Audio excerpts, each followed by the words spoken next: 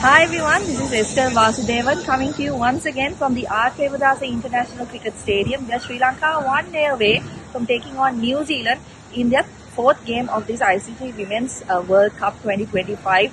They have no wins on the board so far. They've got a point of a washout against Australia, but two disappointing losses against India and England. Now they come up against New Zealand, and then they have South Africa, Bangladesh and Pakistan to come.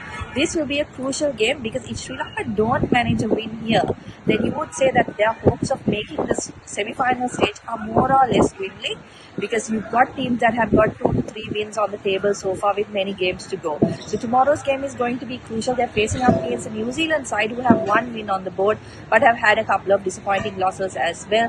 Coach Umesh Ratnayake is confident that the batting and the bowling will come right tomorrow. We don't expect to see a change in the side.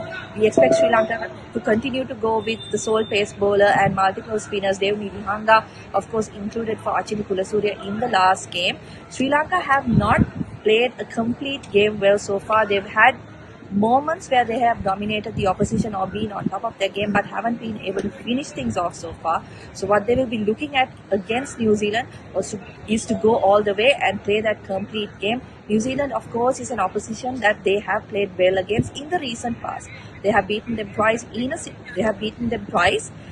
and completed a series win against them in Galle in 2023. So that will give them confidence. But of course, they will know that there's a lot to be done if they are to overcome a team that is ranked higher than them and has played reasonably good cricket over the last tournament so far.